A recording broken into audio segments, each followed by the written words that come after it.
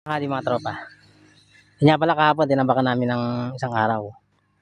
Sinersa na namin kahapon para matapos na kami rito. Ngayon, pinakala na namin at ito pala, naglagay ako ng step dito. Tapos, ngayon, mangyayari niyan, bubuhusan na namin ganyan. Ayan. Ere yung pambuhos. Para mamaya luto na siya. Wow naman!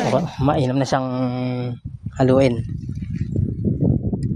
Ngayon dahil mag-alas 12 na, kakain muna kami. Ano naman namin to?